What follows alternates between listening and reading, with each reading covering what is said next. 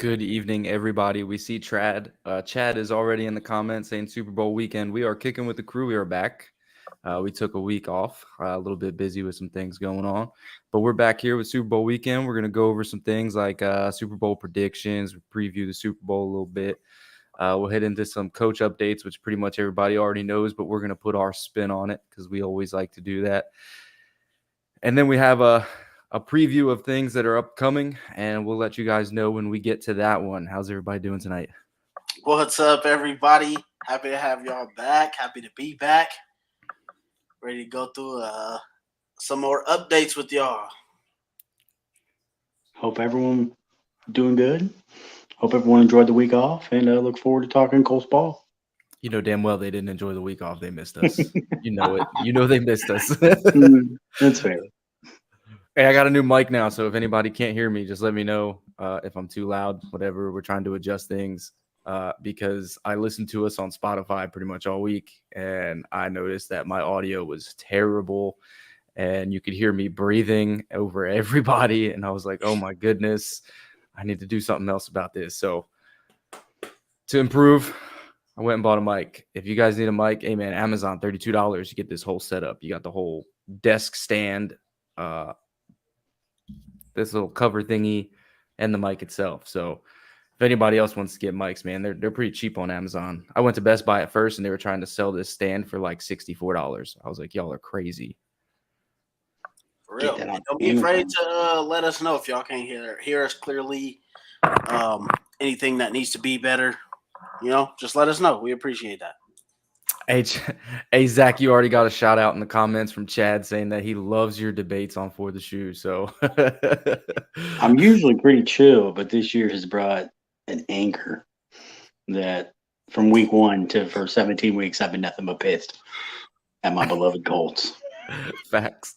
And the fans. It's been a little hectic out there, man. Yeah. It's been crazy. All right, let's go ahead and get into things before we go ahead and jump into Colts and all Colts for the rest of the way. We're going to go ahead and do I don't know what's going on, but the videos are being crazy tonight. Hold on, I'm going to try that again.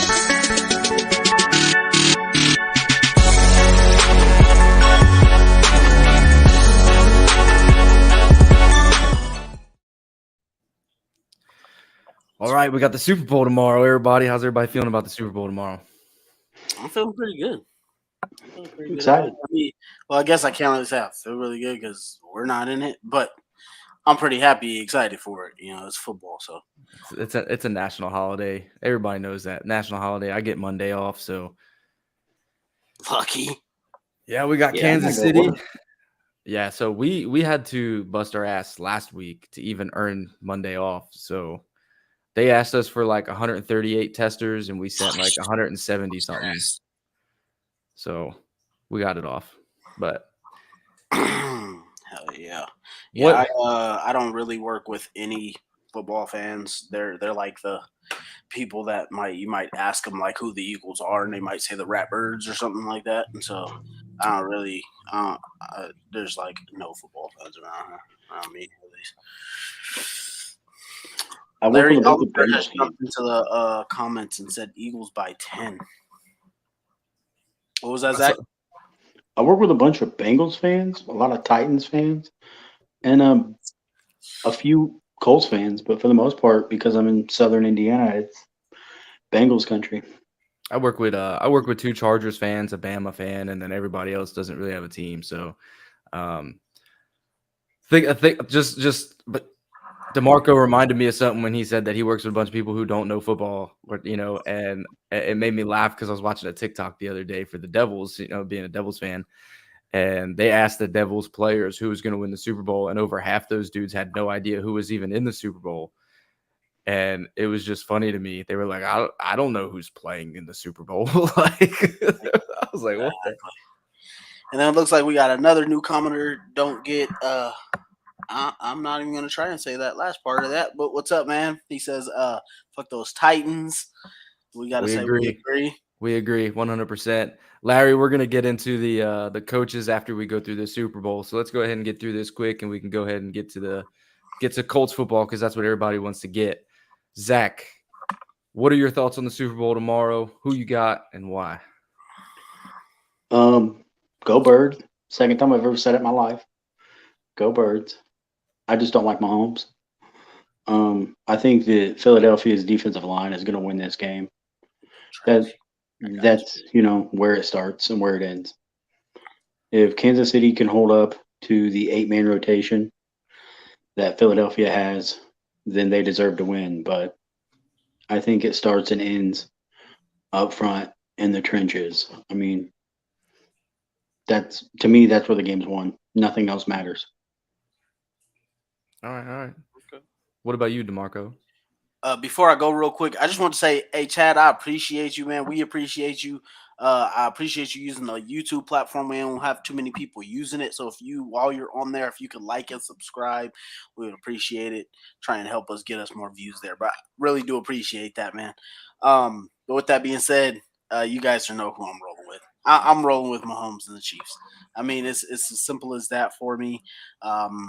I got to ride with my guy, and I also don't believe that this game is as lopsided as people may think it could be.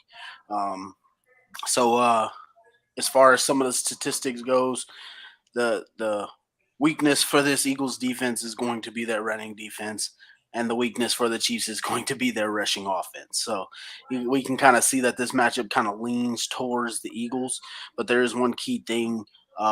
Or two key things I will say that, I mean, I think Mahomes isn't in a situation that he has for the Buck when he played against the Bucks in the Super Bowl. So he will have a chance to be more mobile, better offensive line.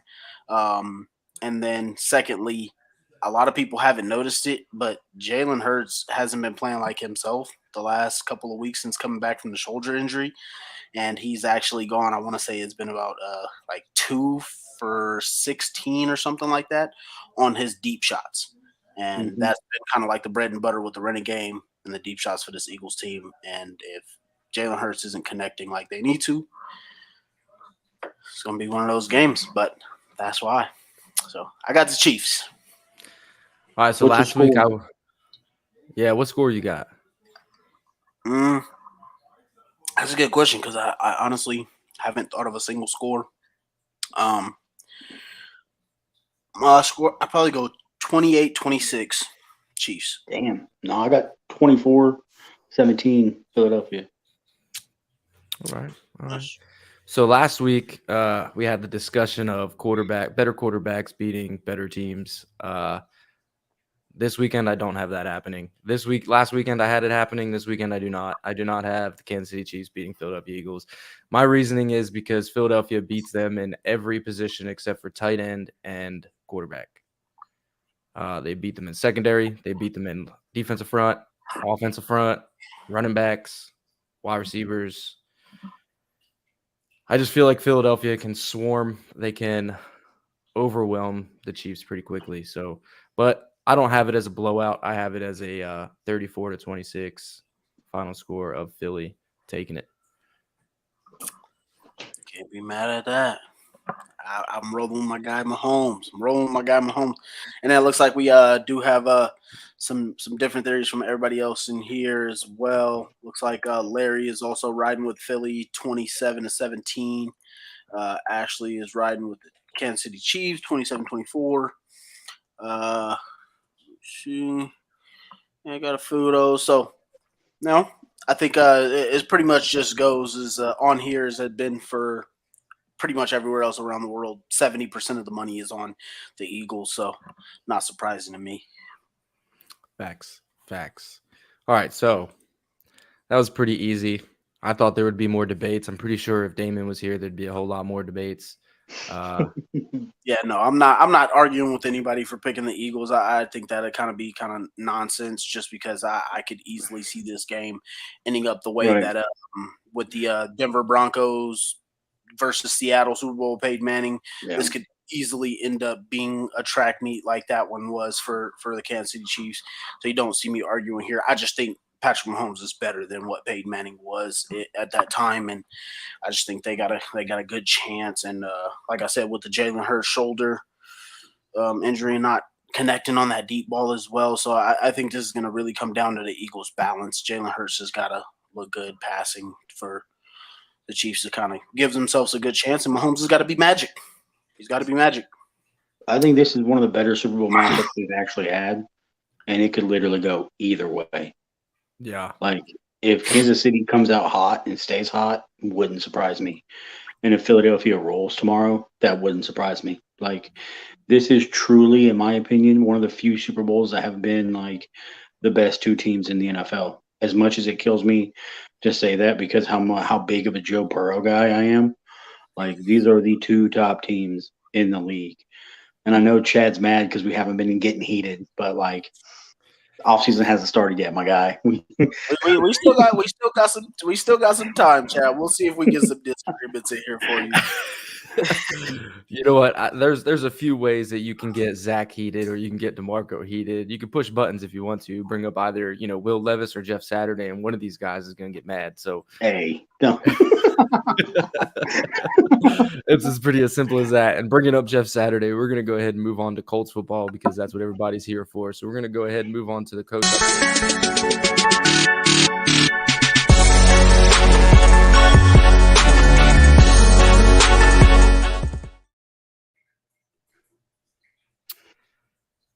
So right here was first reported a few days ago. Jeremy Fowler reported that the Colts had begun narrowing down the field. We had finally cut down some people off of the goddamn long-ass list of coaches that we were interviewing. 13 candidates that we originally started with. Yeah, so we finally cut that down. We cut out Kafka, Callahan, and Martingale. I was actually surprised about cutting down Callahan. What do you guys think? Just to add real quick to what Matt said there. What was his name? From Dallas, the defensive coordinator. He backed out. Dan Quinn. He chose to stay with Dallas.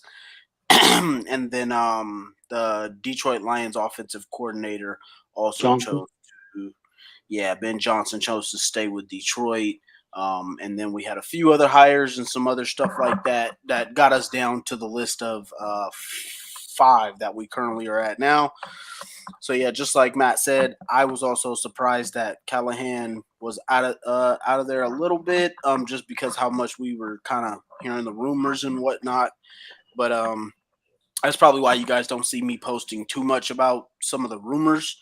Just because if it's a rumor, I'm not really going to try and ride with it. I'll try and avoid that stuff just to, not argue over stuff that we don't know is true or not. So, yeah, so with that being said, I was a little bit surprised about Brian Callahan. I was not surprised by Wink Martindale. And then I kind of disliked cutting Mike Kafka just because I liked what he did with that offense, but there's always reasons why a guy may be cut out, and I think that could be why Brian Callahan and Mike Kafka could have gotten cut out because of the inexperience with Mike Kafka. He's only been doing it for a year now, and then Brian Callahan, there may have been maybe some leadership stuff in there or whatever. I don't want to sit here and act like I was in the meeting room for you guys, but just those type of things that can kind of weed them out. So now we're down to our great Jeff Saturday, Rich Bisaccia, Raheem Morris, Shane Steichen, and there's also been some reports and some stuff that I've seen from some Colts writers and stuff that Eric Bieniemy is not officially out. So his name hasn't been a hot one in there, but he hasn't been ruled out. So 4 to 5 that we have left. What about you, Zach? How you feeling about the first shakedown? I mean, it killed me to see Wink go because I really thought like he would be possibly like a Bruce Arians type of coach. But I get it. Callahan, I mean, he had Manning's backing, but so did Adam Gase. So I kind of view that as, like maybe the last time Manning stuck up for, somebody. Yeah, they weren't going to touch it. Hi, Mom. Oh, no, I was saying hi to Matt's mom. Oh. I thought you were going to interject, DeMarco. No. And then, yeah, Kafka is still not enough experience. Going forward, out of the candidates we have, if I'm being 100% honest, I think Steichen's already been offered the job, and I think he's taken the job.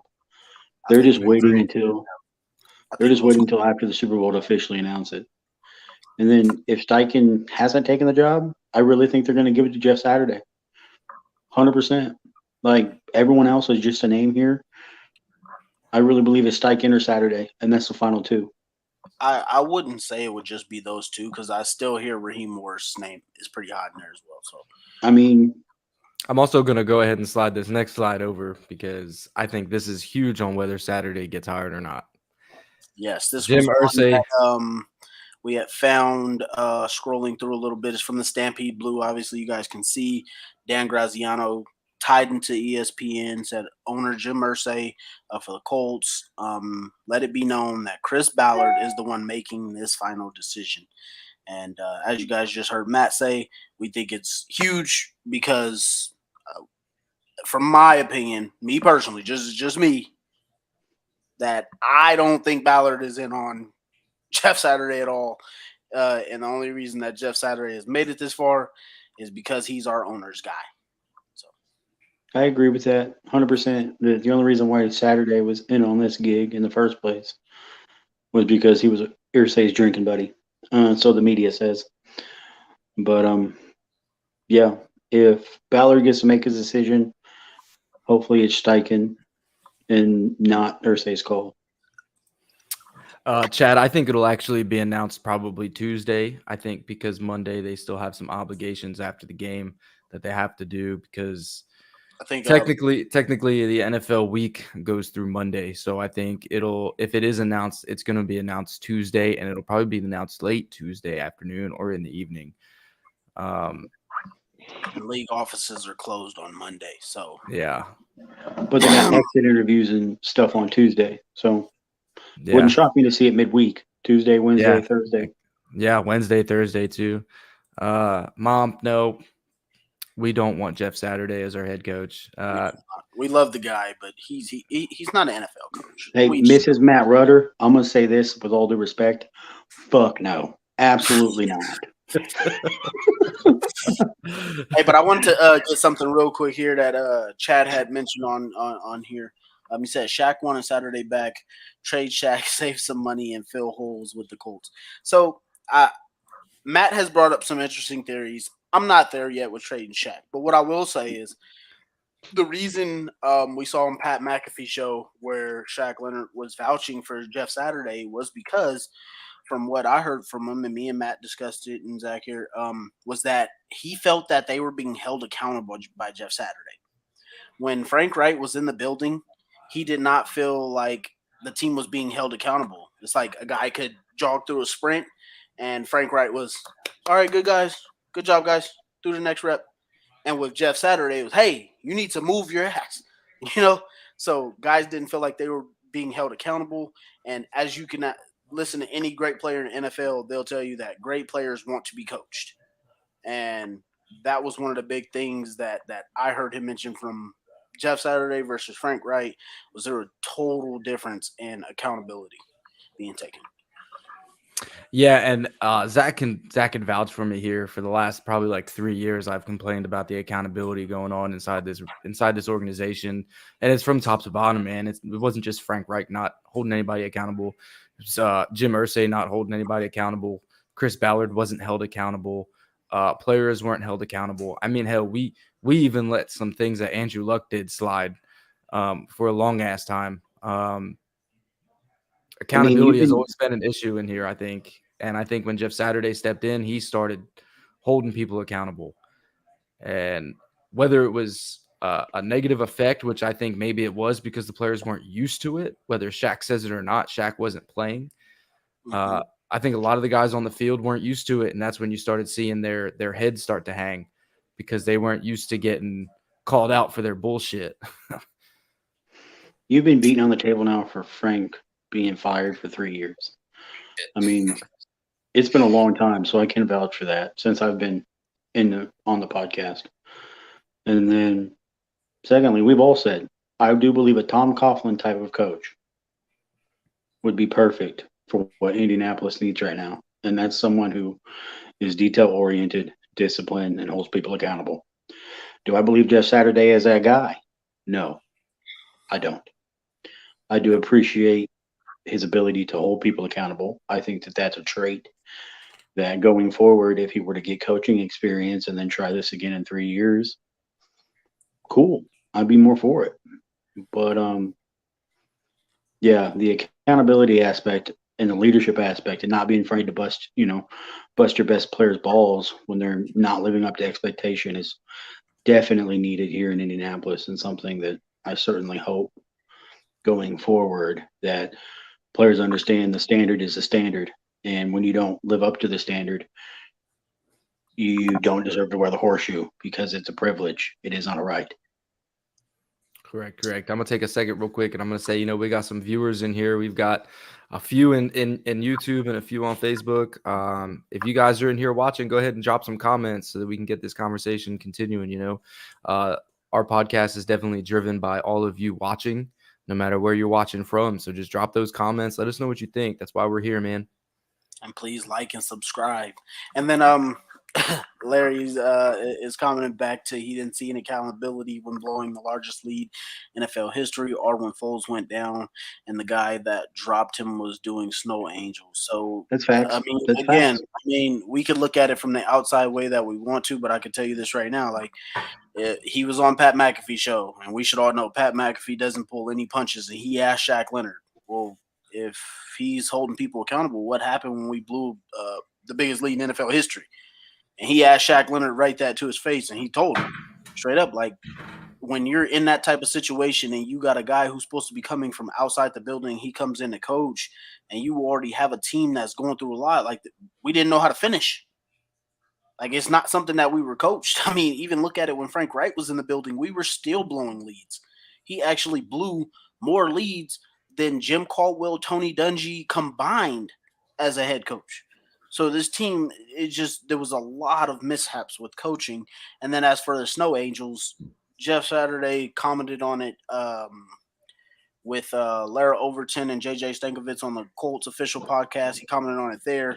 He said he didn't want to go into too much detail about it, but he was pretty pissed off that nobody did anything. I mean, what is he going to do? Fight one of his players on the sideline? So hell yeah, that's what I expect.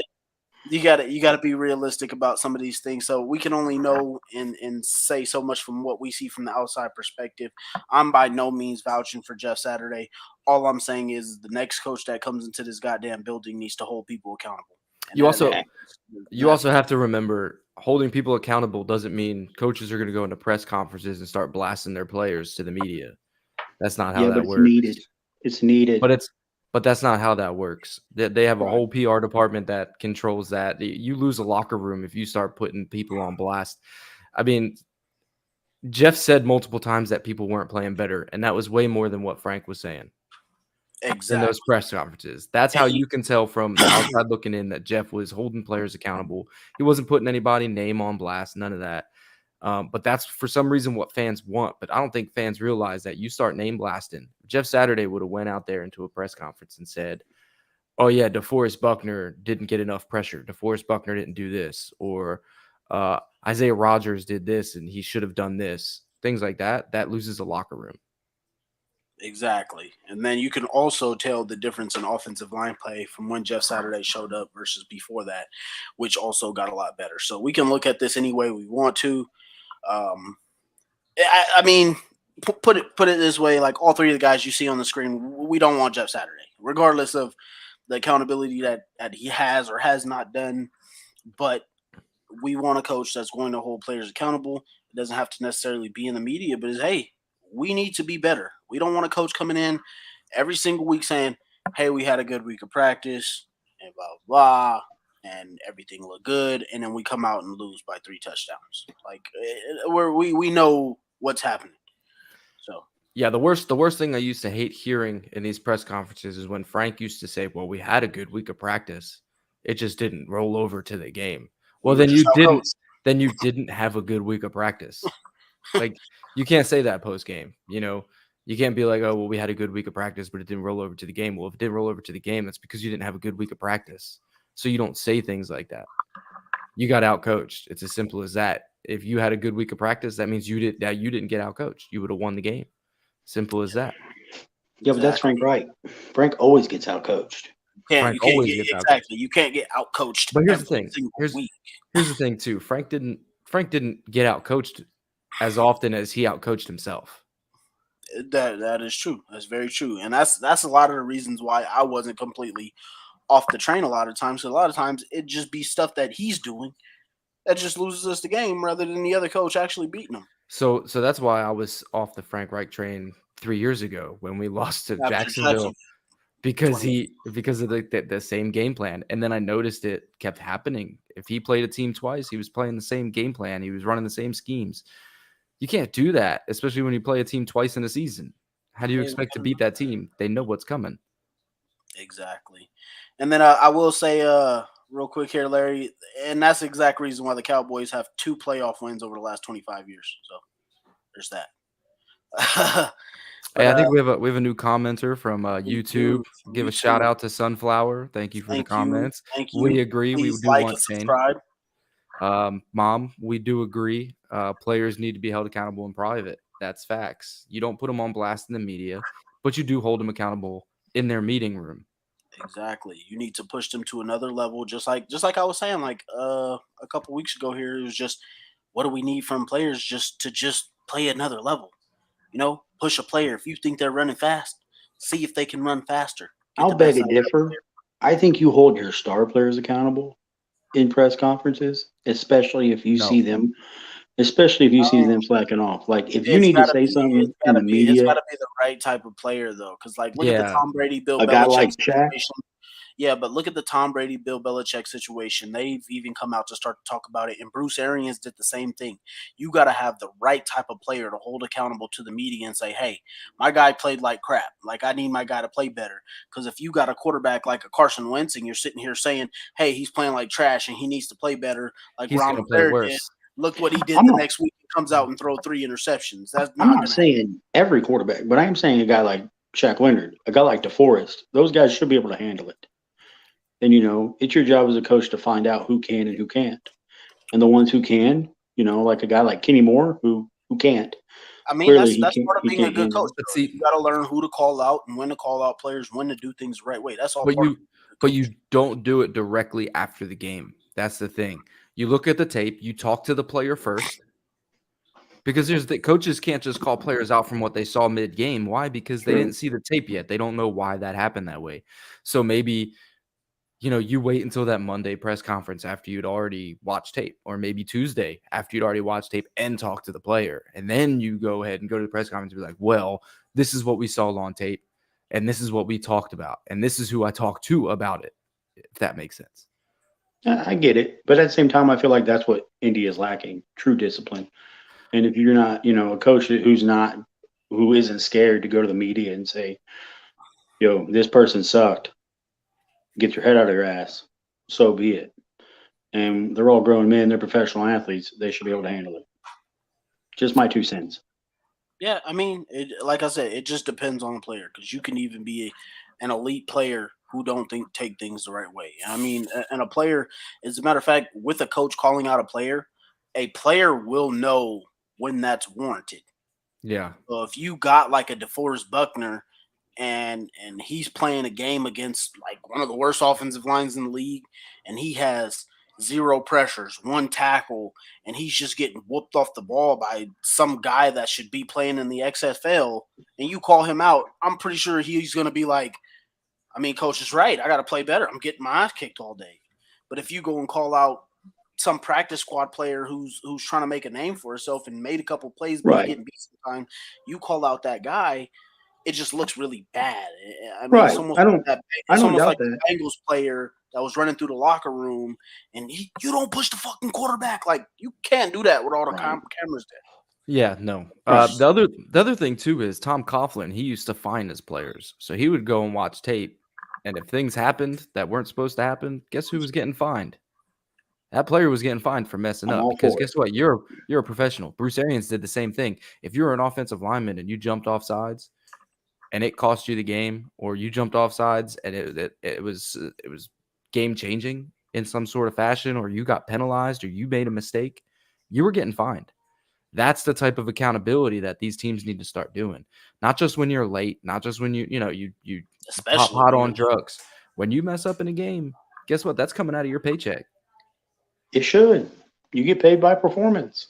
Yeah, you Facts. need Perform to be, they positive, need to keep be that called money. out, and they need to be called out on film. I'm not sure Frank Wright ever called out anybody on film. Oh yeah, no, dude. I remember in high school, people used to call me out on film, and I used to get so mad. But guess what? I was gonna learn, and I wasn't gonna do that I mean, again. that's what my high school coach did. I I played for prided one of the. myself on I prided myself on doing things the right way all the time. So I didn't get called out in film. Right. I played for one of the winningest coaches in Indiana in high school, and like Matt says, like if you flinched, and you weren't supposed to flinch, Yep. you were getting your ass ripped just as much If you took the as wrong read step, the guy who threw a pick. Like if go ahead. I was gonna say you go ahead and finish real quick. I was just gonna say Chad had a really good question for us. So I want to, or not, I'm not Chad, Larry right here. Before we got too deep into these ones, yeah, Oh, go ahead. I saw it. What do I have it. I have it you- highlighted. what do each of you want from the Final Four? I thought that was a pretty good one. Shane. I'll go first. Go ahead. Whoever the coach is, No, I think he means qualities.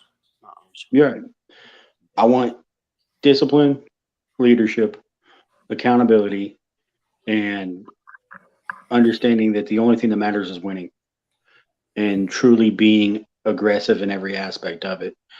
These coaches have gotten soft. So, like, I understand it's a players' league, but at the same time, your job is on the line. And I think that needs to be, as a coach, front and center. If you don't perform, I don't care who you are, I will move on from you. And that's essentially competition is how you build a championship culture. And I truly believe that the Colts don't have that. They don't have discipline, competition, any of that. And to get back on top, they need that. I agree. I'm 100% on board with that. Yeah, I didn't hear a misword from you. I will say that we do need we're a very young team, and a lot of these guys haven't experienced much of anything outside of the 1 year that Phillip Rivers was here, and a lot of that accountability that we need from the locker room and the players and stuff. We have a good locker room, but we don't have like those guys that are in leadership and is gonna let it be known what everybody needs to do, how they need to be better themselves, like all that stuff that like Matt Ryan would say that he said he would do, but then he'd come out on Sunday and just look awful. Players, it's just the same thing as respecting a coach. So, so yeah, I'd say agree with Zach there. Everything that he mentioned is what we need from this team from the coach coming in there. Yeah, we have another new viewer, Colts fan 54 out there on YouTube. Hey. Another YouTube viewer tonight. I'm loving it. Please like and subscribe on my YouTube viewers. Please, we appreciate that. And share. Everybody share. Share this thing all over the place. And to answer your question, real quick, I like CJ Stroud. I think that's the round. That's my main guy right now. What I want in a coach is a coach who's not going to be afraid to delegate. He's not afraid to hold accountability. Obviously, discipline is one of the major factors. But I also want a guy who's going to bring in a staff who knows how to utilize the personnel that we have. I don't think we've seen that in a while, where the actual receivers were running routes that they are skilled in, that they know what they're doing in those positions and how to scheme guys open, how to make our offense go. Defense, I mean, clearly that doesn't need that much work. We know what we're doing with that defense. But offensively, we haven't been able to get the guys into position to be successful, and that's what we need. Mom giving you a shout out. I saw that. Yeah, so Colts fan, 54. Yeah, I think we're pretty much all CJ Stroud here. I don't think any of us would be upset with getting Bryce Young if that was the case. No, not at all. Anything after that, we're going to have some problems. So, I'll interject. Don't you do it, Zach. I'll interject. Don't do it. There are two quarterbacks that I operate in a shade of gray. Like, obviously, I want CJ Don't do it. and Bryce Young. That's 1 and 2. But like, Do it. there are two guys who I think if the Colts draft, they need to sit at least 2 years. While I won't Anthony be upset, Richardson, Max Duggan. right? While I won't be upset, I mean I will be disappointed if they take Will Levis. I think it's a full rebuild. So like 2 years of truly sitting, but they take a guy like Anthony Richardson. To me, that's the most exciting pick. Like if they get a guy like Anthony I Richardson, agree. like look out because I think we are Philly 2.0 at that point. If you get Steichen and Richardson, that to me that's exciting because dude has no intermediate game, but he's got hell of a legs and a deep ball that is to die for. So like, so I think this is a good time to go ahead and slide over to what we're going to be moving into. I don't know why this video is not playing right. My bad. Hold on 1 second. 1 second.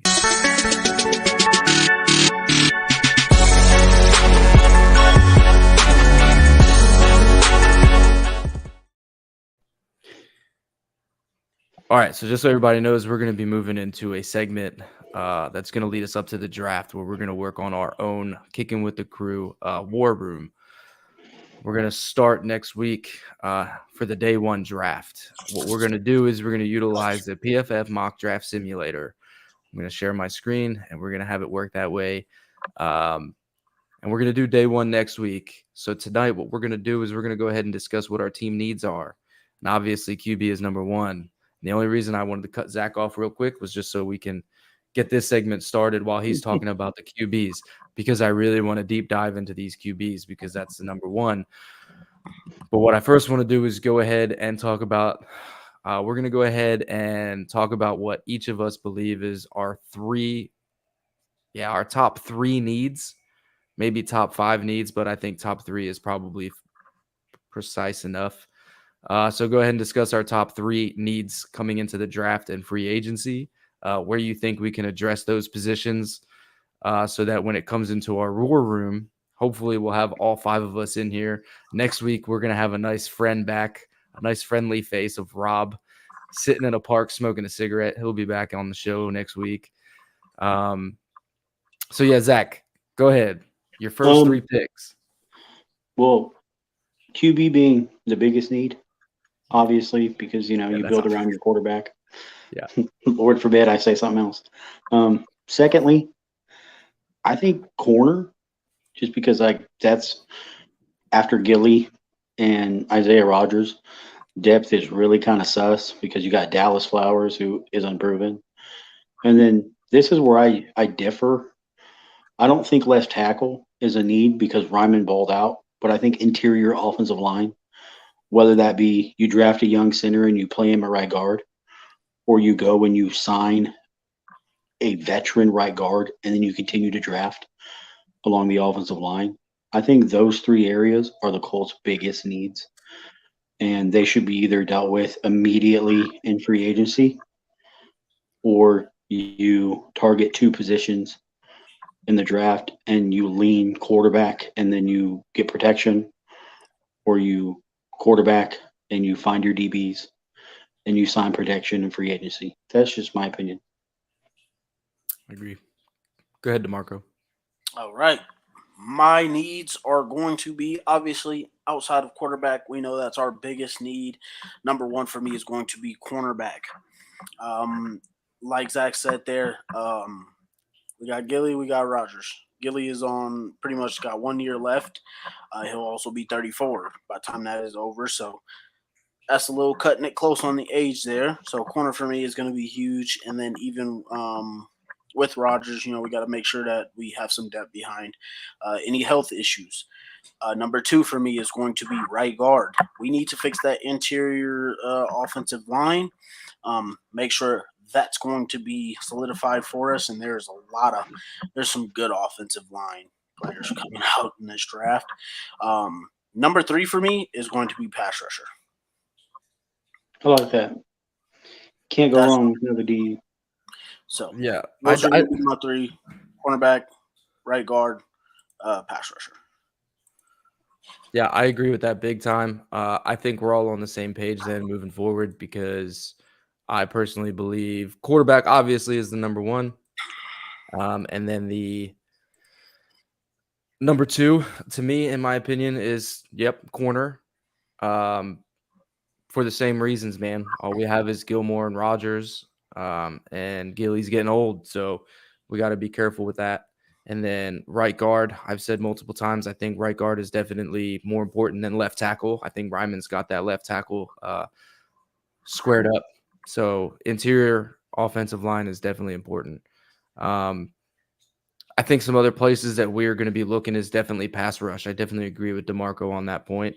It fully depends on, we haven't had consistency in that position at all. Whether we had, Yannick started stepping into his spot later on in the season, but the consistency still wasn't there, especially on the other side. We had Taekwon Lewis, who played edge very well when he was healthy, but his issue has been health his whole career. So my favorite thing about him was not his rushing ability anyway. It was always his ability to control the edge, especially against those mobile quarterbacks that like to run those bootlegs. Taekwon Lewis was always that guy that would contain that side. So that was my big thing for those two, because even if we were to re-sign Yannick and then we have Quiddy, we still need to depend upon their health for them to either stay healthy all season or just to get a good rotation. And like Matt said, we've had injury issues with Taekwon Lewis, and then also we'd be dependent upon Dayo Adangbo. And so I think that's something that we need to address there. I did want to say for Chad at speed receiver, solid speed receiver, I wouldn't necessarily say that's a big need, but if there was a receiver in this draft that I was willing to say to put at like a fourth for me, it's going to be Zay Flowers. If you guys haven't heard about Zay Flowers, go check him out. I think the Boston College, the guy's a really good receiver, I think, and I think he would excel in the slot, just depending on what your team is doing. He's a second-round pick, man. Yeah, I hope not. I hope he kind of drops back a little bit, like what's the name that Seattle took last year, cornerback. But so that'd be my guy. And then we had a comment here from Abram Tovar. That's Tovar. Yeah, he's a Ravens fan. Just ignore him. No, he said give us picks and take Lamar. So nah, I just want to let you know I'm off the veteran train. I don't want a veteran personally. So I think I heard some pretty good deals for Lamar. Wish you guys the best of luck with that. Like with Atlanta, I'll take Lamar. But I'm off the veteran train. Hey Zach, is this you in the comments in YouTube? Yes. Yes. Yes. I am doing double duty. Yeah, no. Colts fan 54. Matt Pryor is no longer in Indianapolis Colt. He needs to be working at McDonald's. Hey, since we did bring up corners, I do want to bring this up because this was an exciting moment for the podcast this week. We're gonna go ahead and talk about this right here. I made this post on Facebook. DeMarco went ahead and made it on Instagram and Twitter and all of our other posts, where we gave a shout out to how Isaiah Rodgers and Stephon Gilmore both ranked top 10 in coverage. And then we asked a question about our corners as a whole, forcing 4 turnovers total, which was 2 interceptions and 2 forced fumbles. And where does everyone have that position listed as a need? And Isaiah Rodgers went ahead, first comment back on that post, saying, "We good. I like us every week." And it took him less than a minute to respond to that post. I literally posted awesome. It up, looked at something else, and boom, his comment was right there. Yeah, it was pretty awesome, man. And I don't know. That had me so hyped the rest of the week. Yeah, I thought it was pretty awesome. I have seen him on some other podcasts, so I haven't had the chance to ask him. I know he's a new father again, and then got some young ones, so I don't want to bug him too much. But I definitely will be reaching out to him and seeing if he would like to hop on for an episode with us for a minute. So I thought that was if you can get McAfee, that would be badass.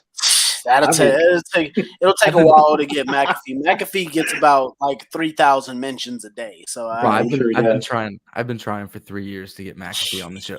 Yeah, it's gonna be tough to get McAfee. Yeah, I mean, we even tried to get Toure at one point because he used to answer us on Instagram all the time. I think I've hit up Bobby O. I've hit up Shaq. Turay, we released him. Oh. Yeah, did he fall off the face of the earth though? Oh no, he plays for the 49ers. Where'd he go? Yeah, he plays for the Niners. Yeah. Really? I didn't even know. He wasn't healthy for the last 3 games though. He wasn't healthy for the last 16 years. He's been in the league 4, and I don't even know what happened to him after the Colts released him. I was all like, yeah. Thanks, Abram, for tuning in. We do appreciate you. We appreciate that.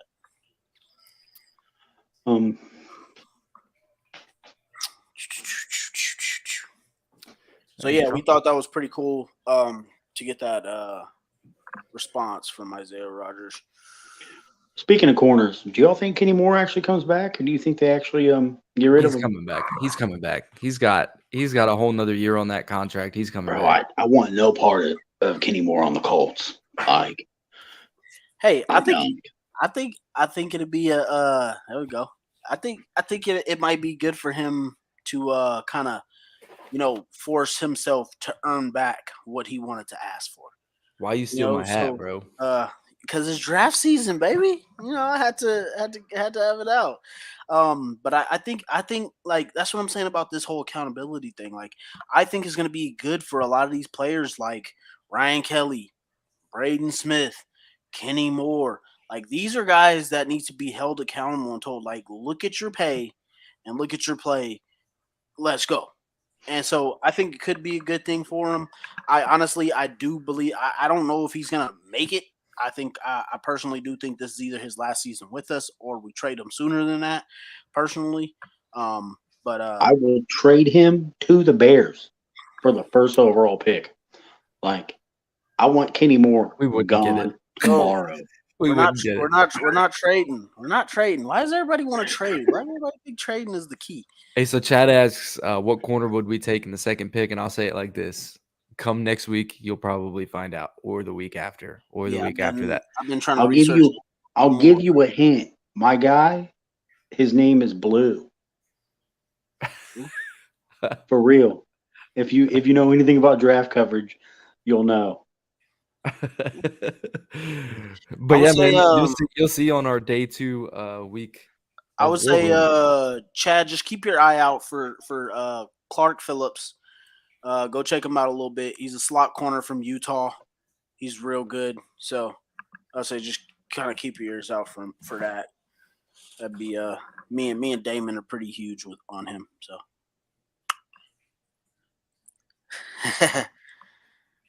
I'm looking up this guy, Riley Moss. Thanks, Miss Heston. Riley Moss, where's he from? Riley Moss. Doesn't sound too familiar. I don't think I've heard him. I'm looking him up. 22, 6'1". He's from Iowa. He's a Hawkeye. Oh yeah, they produce defenders as well. That's why a lot of their guys aren't too well known, I'd say, because they just are all around defense and they got dogs everywhere. So it's tough to really spot some guys out on some teams like that. A guy I like at corner. If we're all going to drop names of people we like. That's why I said lead into it. I know where you're going. Ryu Blue Kelly from Stanford. 6'1", 288. Kid's a corner. His name is Ryu Blue Kelly. Dude's a stud. Watched him on film. I like him as a prospect. He balled out at the Senior Bowl. Yeah, I didn't know you were going to go that route. I thought you were going to say Joey Porter Jr. I thought that's where you were going to go, but he's going to be a first-round pick. So yeah, that's where I thought you were going to go for a second. But I'll look at I'll take some look at that Blue and see how his hips opens up and whatnot. We'll see if he's really that good. We'll see because a lot of those receivers that they're matched up with in the Senior Bowl weren't really too impressive. So I don't know if I really like the competition. Hi, welcome to the show, Rick. It's good to see you. Yo, isn't Riley Moss that white corner from Iowa? Mm-hmm. Damn, they make white DBs? No offense. I haven't seen one since Seahorn. Hey, we don't do this here. Hey, dude's got some talent if he can make it, man. That's like Troy Apke from Penn State. He was a dude that Deion Sanders said can run. So And Rich Eisen said, "Why are you saying that? What do you mean?" yeah, No. yeah. I He mean, said, Rich, you know why I'm saying that. he hasn't done crap with Washington, but he ran a fast 40, so is what it is. I mean, if they can match their speed with some technique, I mean, it helps to be coached up because that's what Isaiah Rogers was, and that's why he didn't initially start out as a starter because he had that speed, he had the ball skills, but he still needs to work it on some technique, hands. Speaking of that, what do you guys think about Flowers, man? Flowers reminds me of Isaiah Rogers from 3 years ago. I like him better as a special teamer. I mean, so I think that's right now. I think that he was can still develop into a good corner. But that was me with Isaiah Rogers 3 years ago. I said the same thing. Keep that guy on special teams. Stop putting him in at coverage. And look at us now. I'm like, put Isaiah Rogers in. Well, anybody's better than face on. I truly believe I could cover a 5-yard out better than face. I'm not talking about face on. I'm talking about any of that. Isaiah Rogers developed into the corner, a starting cornerback, in my opinion. Yeah. And Flowers just reminds me of the younger Isaiah Rogers when Isaiah Rogers first got drafted and was, special teams, and that was it. Yeah, Kate, you guessed right.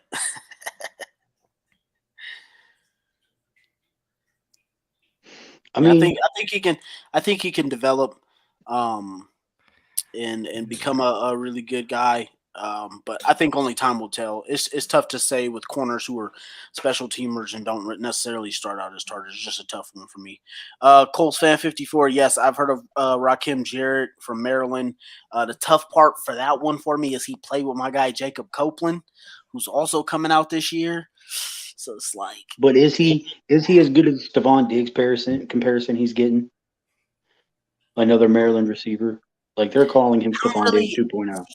And that's the thing that makes me hate Will Levis sometimes, or not hate him, but just like not want him, is because all these comparisons, everybody want to compare to somebody, and then when they don't mount up to that player, they just completely get trashed, and we all gotta hate them because they don't become the player that Josh Rosen to that one time, Rosen. Man. Josh Rosen is the biggest prime example of being compared to current NFL quarterbacks coming to the NFL having a bad year because his whole roster was injured. And then he gets the shitty end of the stick, is traded after his rookie season so that they can get Kyler Murray, and then he hasn't done anything since. So got a Super Bowl ring. I will say, to be a double-edged sword to him, is he did say that there were 9 mistakes made ahead of him. So true. He kind of wiped his own ass with that. But don't you want somebody who's confident? Oh, yeah, I want somebody to be like, if you're going to have a chip on your shoulder, you could have said it in a different way. To say there was 9 mistakes and then you being one of the first guys. And then he shit the bed. He didn't he wasn't even good enough to keep the starting job. Yeah, but his whole roster was shit. I understand that. But if you know your roster is going to be shit, be humble. Be smart. Yeah. He didn't know that Larry Fitzgerald was going to be hurt. He didn't know that their running back at the time, I can't remember his name. He was a stud too. David Johnson. David Johnson. He didn't know that he was going to be hurt.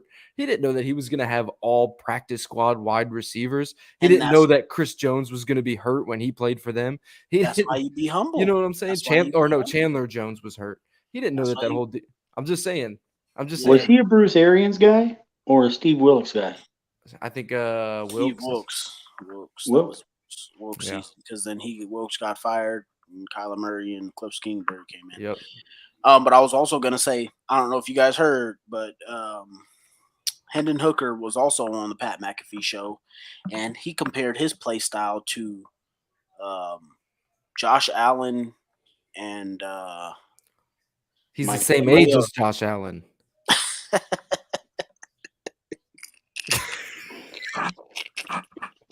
He is like the same age as no, they literally he's like 31. I think him and Stetson Bennett are both right up there with Josh Allen. They're literally the Van Wilder of this draft. Like they've been in college for 7 years. These guys, Will Levis did the exact same thing, comparing himself to Josh Allen. Everybody wants to keep comparing themselves to Josh Allen, and to me, it's like, why do you keep comparing yourself to this guy? Well, you said he was Tannehill 2.0. Yeah, because Tannehill's a game manager at best. I didn't think that was even a proper comparison. And then, I watched that clip you sent, and then I went back and watched Will Levis tape, and I was all like, damn, But see, dog. that's my thing. But Tannehill went number 8 overall because people were sitting there hyping him up to be better than what he should be. So if I'm giving you a bar as a game manager, you should try and beat that bar. Why would you want to have the bar of a guy that everybody is saying, this is the guy that's supposed to beat Patrick Mahomes. This is the guy that's supposed to be Joe Burrow. This is the guy that's supposed to be MVP and win a Super Bowl. Why do you want to keep comparing yourself to a guy that you're probably not going to match up to? That to me just makes no sense. Just give yourself a legit comparison that makes sense if you want to sit there and try and say that. 2 things. And You know like, what? I'm like Mark Sanchez. All right. One, exactly, compare yourself to him. So then when you go above and beyond Mark Sanchez, people are gonna be like, this guy compared himself to Mark Sanchez. He's 10 times better than him. Exactly. Let's give yourself some room. no one compares. If anything, Will Levis is Kirk Cousins, high end, bro. And Kirk Cousins is average at best, and I somehow guarantee you, always gets guaranteed money, like guaranteed contracts. And I guarantee you, if he would have said, "Hey, I think I kind of mirrored my game off of Kirk Cousins," I guarantee you, people would just be like, "Oh, okay, all right," and then it doesn't go viral, and you don't have to look like an idiot if you end up 10 times worse. Now, my question is, does that piss you off because that was a confidence answer? Because obviously, I want a guy who believes in himself. No, it pisses me off because it's not relatable at all. Fair enough. Fair enough. That was my next question. Like, you don't look like that guy. You don't run like that guy. You don't jump like that guy.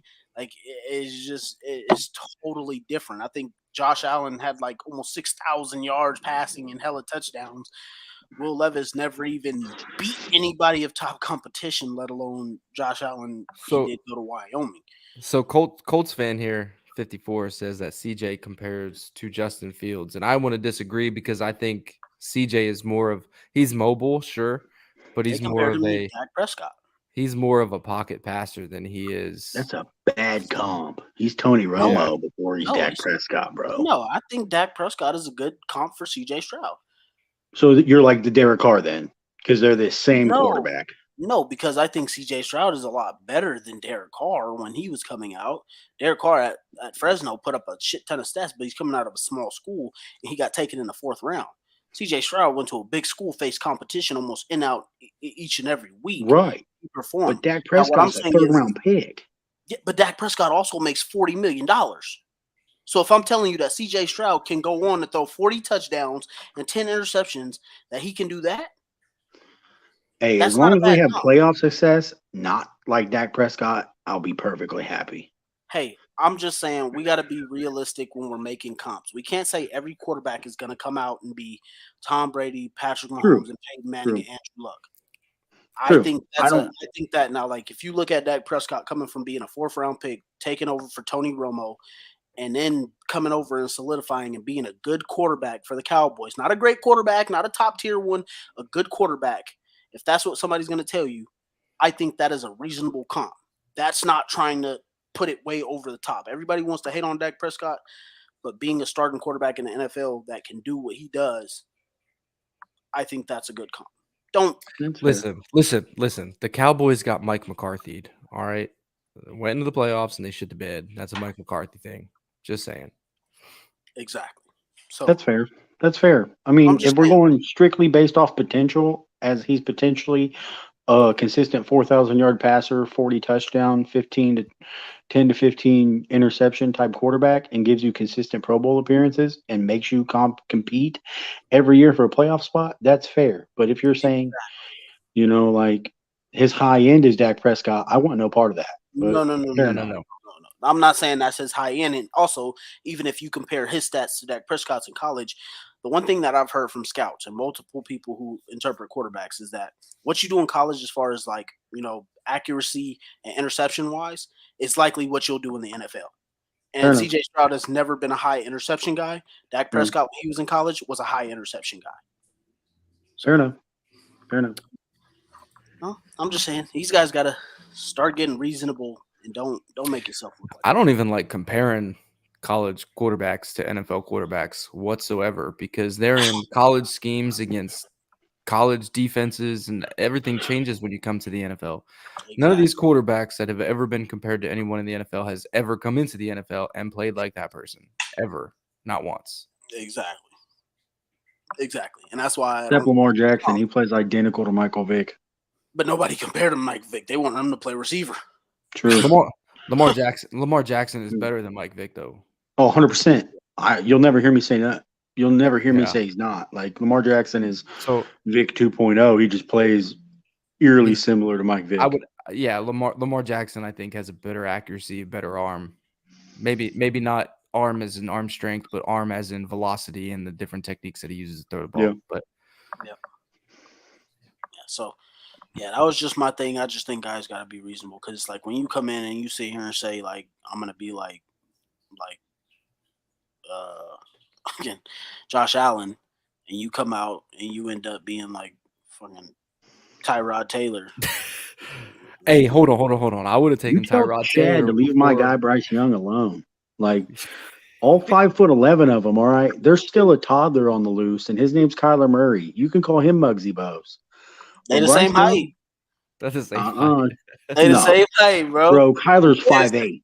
No. You better go Bryce look Young. You better go look at that Heisman commercial picture that they took together standing next to No, each you're other. right.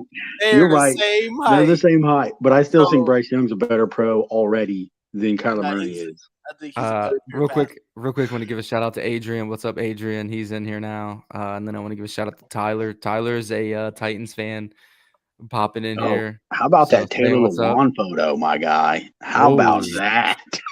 Hey, let's say that. Yeah, I haven't talked to Tyler in a hot minute, so I just want to see what he thinks. Oh about man, tighten up on there with Taylor Lewan. it. Yeah, he tightened up real quick. Chad. You can't hate on Bryce too much because I think there's a good chance that he could possibly end up being our QB. So, Is it fair to say he's Drew Brees? Like, because that's the comp that he's No, as because- accurate as Drew Brees. No, because if you compare him to Drew Brees, guess what? When he don't Now make you it expect to him to beat Drew Brees. exactly, if he doesn't reach Drew Brees' talents, which was the most 5,000-yard seasons in NFL history. Yeah, If he don't like mount, three consecutive. if he don't mount up to that, then everybody's calling him trash. Even if he just becomes a decent quarterback, like Fair enough. that's the problem. Everybody's expectations is that every quarterback you draft is supposed to be the next guy instead of just being a good guy that you can build around. Right. He said, "How is Sanchez doing?" Are you talking about? Mark Sanchez is doing pretty good, actually. Bro, he announces the NFL games now. Yeah, I They're was just in about to say, Europe. he calls some NFL games. He actually is just like RG3 a little bit, where he be taking some stuff too far. But he's pretty funny. He's not bad on there, even though Listen, Hey. Tony Romo is the GOAT of announcing. Tyler said Taylor Bro, is going to be Greg- blacklisted in the locker room. No, our punter, Sanchez, our punter, coming off the Achilles. That's Oh, gonna be unheard of. I forgot. Wow. Rigoberto. So Yeah. I follow Sanchez. I know he's started jogging a little bit and whatnot. I think he's been working out and stuff. So not exactly sure where he's at 100% because he don't really post like all that much like of practice and whatnot. He's usually hanging out or working out or something. But I think Forgot he existed. Listen. You can't come in here. You can't come in here and we be talking about the butt fumble, and then you ask how Sanchez is doing. I mean, oh man, I immediately went to the yeah, Mark Sanchez the butt fumble. right back to Mark Sanchez. I even forgot about Rigoberto because our punter Yeah. last year was god awful. So I hope Sanchez comes back to what he was. You man. didn't like Matt Hawk to end of the year? Bro, how many games did that dude only punt 15 yards? 3 times. It's ridiculous. That dude was not good. He had maybe 1 or 2 where he punted over 80, but You're a good Colts fan. We appreciate the question. yeah, no, man. Gotta- you keep it just up, gotta keep be it up. just gotta be a little bit more detailed. You know, just a little bit more. We Just so we know. especially this deep into the show, we're usually a couple drinks in by now, so we start talking about whatever. Yes, sir. Big time in there. Big time. Man, But yeah. So that's just where I was at with the whole quarterback situation. I didn't like how Hendon Hooker compared himself in that way because he's clearly not gonna be as fast as Josh Allen. He's coming off an ACL injury, and I mean, it's just a lot to try and project yourself to. And most of the time, when people think about how good a quarterback is, they forget the years that they weren't good because people are forgetting the 1, 2, and 3 year of Josh Allen when Jalen Ramsey was literally saying that the Buffalo Bills wasted a draft pick on Josh Allen and calling him trash. So Now, but hold on. That year, Jalen Ramsey called out a whole bunch of star quarterbacks. Yeah, he And called then- Luck trash. Yeah, he called Luck trash. And then if I remember correctly, that season, every single quarterback he called out, ripped him apart. Burn his ass. Luck threw like for 2 TDs on him. Bro, every quarterback targeted him the whole game, and every quarterback was I mean, on that- money all game. I mean, that's fine. I'm just saying that this is how bad Josh Allen was playing. How everybody likes to look at quarterbacks, they don't look at the growth that they came from. Yeah, That's- but I'm just saying Jalen Ramsey was not a good example because he called out quarterbacks who weren't trash, and they I will shredded ask him. you this: do you Well, he think also Josh? said that Blake Bortles was good. So I mean, Yeah. I'm just saying like from what he came from is Do basically. you what- think Josh Allen was only successful because of Brian Daboll?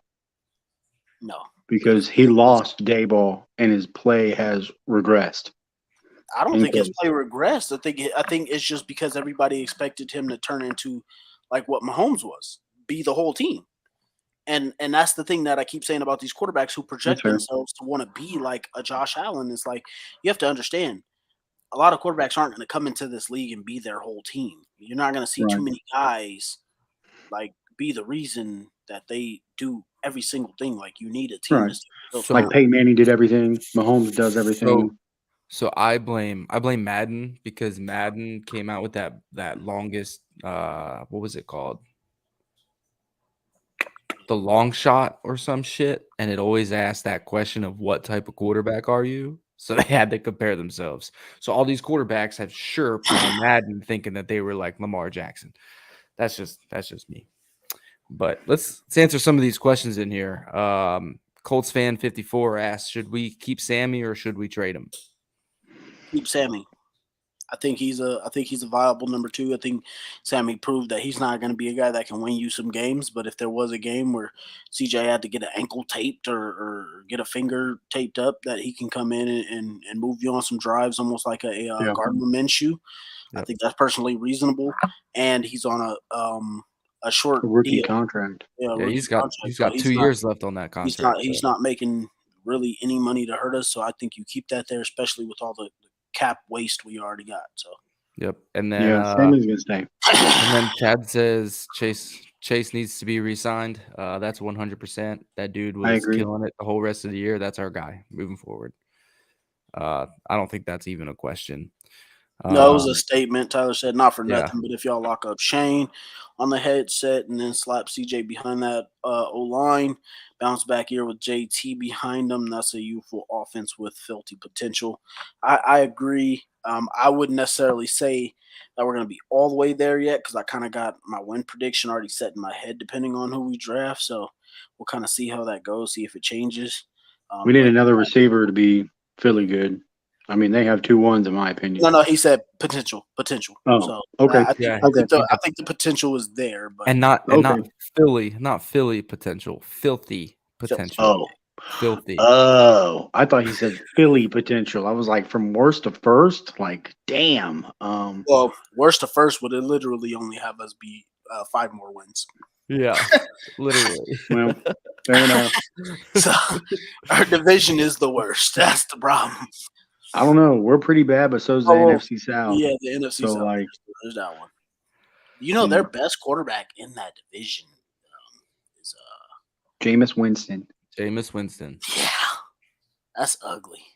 Ryan Tannehill, because I still think he's better than Trevor Lawrence. You think so? I don't. I mean, I pure don't- I talent wise, Lawrence is better. But right now, I mean, you saw Tennessee was god awful without Tannehill. I think schematically he was used correctly.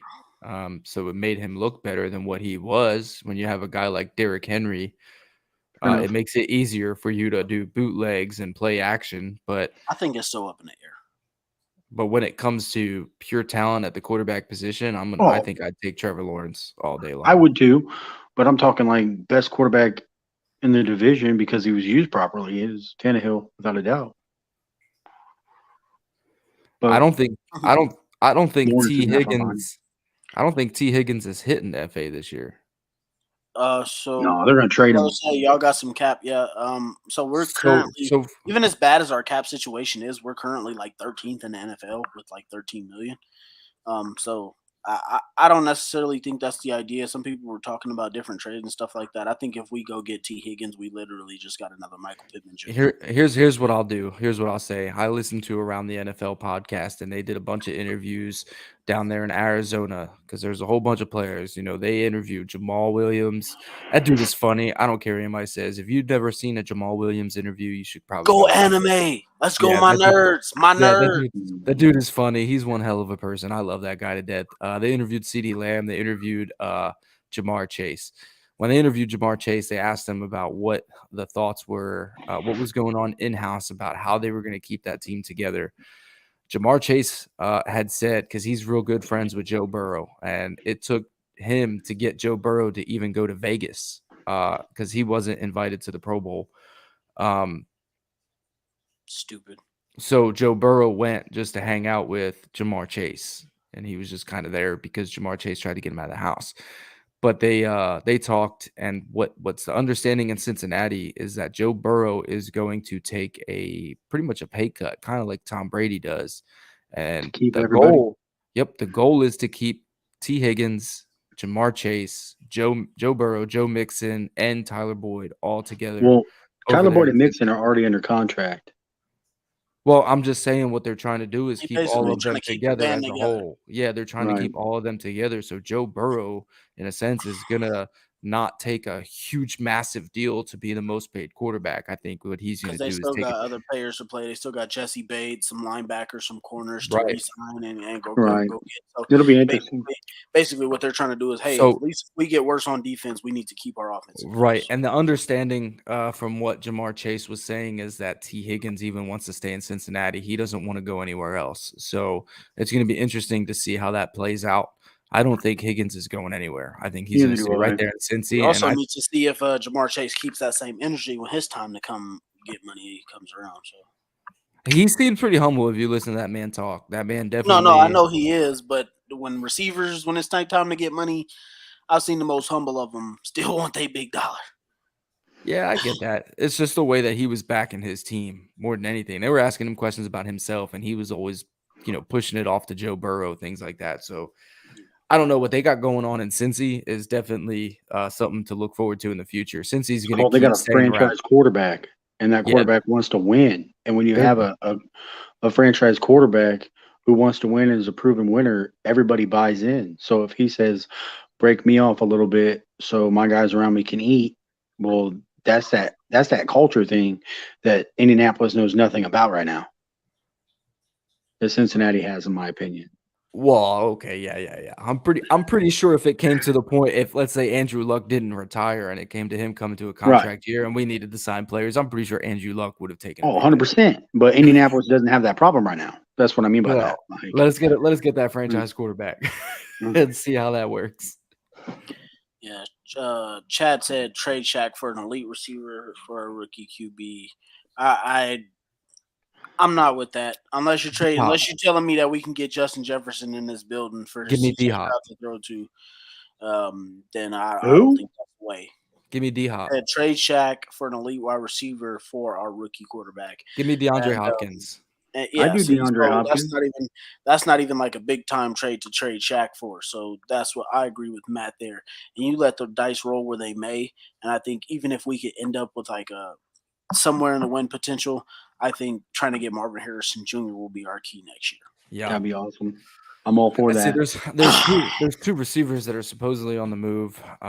Okay, so I think it's cut down to one. I don't think Davante Adams is going anywhere because there was rumors that he was going to leave Vegas, but the rumors now are that Rodgers is going to Vegas. So I think Rodgers goes to Vegas. Yeah. Oh yeah. 100%.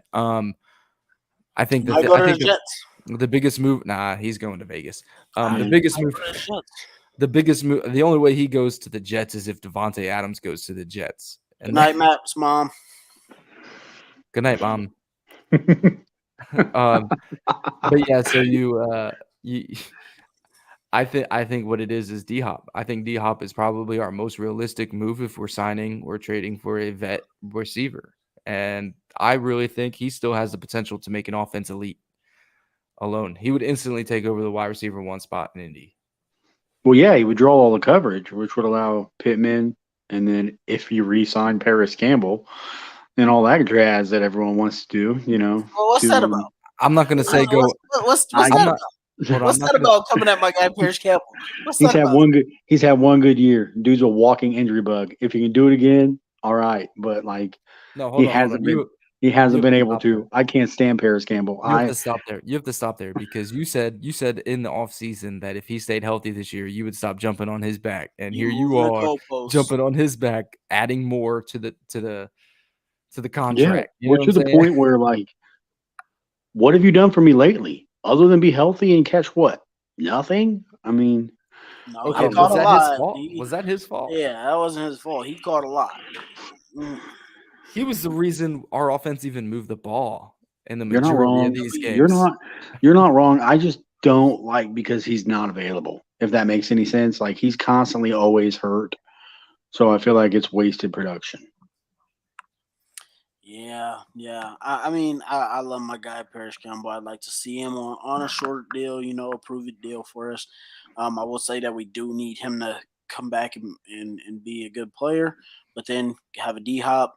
Then we got Pittman, Pierce to develop some more. I think it could work out. I think that'd be all good for a rookie quarterback coming in. But yeah, I'm not trading Shaq for an elite wide receiver unless you tell me we getting Justin Jefferson in the building. Yeah.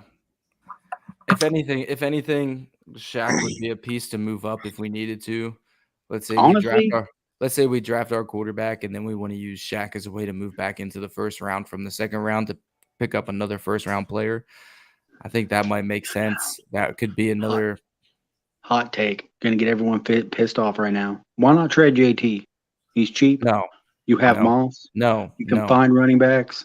Moss Get what you isn't JT. can. Move. Yeah. You move up and you move on. That's just No. my.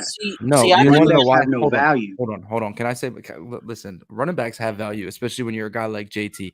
When JT's you're on a cheap, they tier. do. Hold on. JT's on a tier of, let's say, Nick Chubb, Derrick Henry, Austin Eckler. Those guys are franchise running backs. They're not running backs that are like, I don't know, an Alvin Kamara who can be moved around, things like that, a Brandon Oliver, a David Johnson. He's not one of those guys. He's a franchise running back. And when you have a franchise running back like JT and you're trying to look for a franchise quarterback and you're about to draft a rookie, JT is probably everything that guy needs. everything that guy needs, because when you need to check out of something and you don't know if you're making the right decision, you're making the right decision because you got a guy like JT behind you that you're checking out too. That's Marshall Faulk to his Peyton Manning. Facts. I mean, I get it, but at the same time, we're going to pay him next year, and it's going to be. Yeah, but Zach, you got to remember. Look, Costly. you shouldn't even consider trading JT while his value is at its lowest right now. Even if Facts. you Yeah, but were you to can get a shit. You can get a ton of picks and do it. no, you're right. not. You Like, get a ton do of it third, right. fourth, fifth round picks for. That's a where running Ballard back hits, though. off injury. That's yeah, where but it doesn't Ballard's matter. flat. You want the chance at high quality. You want to try and get the most value you can, because if I'm going to trade a 22-year running back, a 22-year-old running back, I want him at his best value. Get the most for him you can. Look what Christian McCaffrey he just went for. Pretty much Yeah. nothing. Yeah. So I want to try and get him at his most value if I do trade him. But then even at that, I still wouldn't trade him because he's still so young. I just see it as depending on the quarterback, because if they don't take the top two, if they don't take Young or CJ Stroud, it tells me it's a full-on long rebuild. And so then I question, do you keep a guy like Buckner? Do you keep a guy like JT? Or do you fire sell and get as many picks as possible Well, they're and gonna do it ask right out. that way? They're going to ask out if we go into a rebuild. I mean, that's Right. they're- But Yeah, I'm not that's sticking- why I say that. If you're not getting the top two QBs, in my opinion, CJ Stroud or Bryce Young, what are we doing? And then that's when I ask myself, why don't you trade a guy like JT? We don't have to worry about it then, and then we do the rebuild right. Build around the quarterback I mean- and the offensive fit that fits him. there could be that exciting third option where we're going after Anthony Richardson to look like the Eagles. I wouldn't be mad. I certainly wouldn't be mad. They Not trade it better. back. But I mean, it's a lot of scenarios that can go into it. But I honestly think, like, if we look at anything that we've heard from Irsay over the past couple of years, he wants to win now. And I think you got to get the best quarterback that gives you the best chance to win now. So any quarterback outside of C.J. Stroud and Bryce Young does not give you that option to win now. So I Max think Duggan does. I think we can eliminate that one early. Who? Max, my boy Max. Oh, And then All Then that you man go- does is win until he plays a team like Georgia, who's a juggernaut. You don't find a team like Georgia in the well, NFL. that's the NFL Sorry. defense. Like he played No, against no, the no, no, NFL defense. He played against a juggernaut with a lackluster roster. You put that guy on an NFL roster facing an NFL defense, it's a different outcome. I don't know, man. That Georgia defense is special. That whole Georgia team was special. Their quarterback was Van Wilder himself, who played quarterback for 7 years in college football. So Yeah. yeah, so that's just me there. I just don't think that we should be anywhere near a rebuild, and if we are, we lose a lot of veterans. So Tyler here says, anyone willing to move off JT is wildin'. I don't know if that's how you spell that, but wildin'. A down year for a top 3 running back in the league can be expected, but he's going to come back angry, and that line with a little help coming out of the draft is going to go off. I've got JT taking the rushing crown next year if the line fixes its shit. I hope that's the case, but I also look at And it. he's a Titans fan, so I also look at it like the way of the running back is kind of dead. You know, like Mandalorian says, this is the way. Hey man, I'm a running back by nature. I need you to stop disrespecting us, okay? Like I was an We are offensive lineman, bro. valuable. Like I opened We are holes, valuable. I was a linebacker, so but are- that's why I we are had so much valuable. love with playing for I also playing for view it linebacker. as NFL GMs don't give two damns about running backs anymore. And Ballard has found running backs. I mean, Deion Jackson, that dude's undrafted. We found value in him.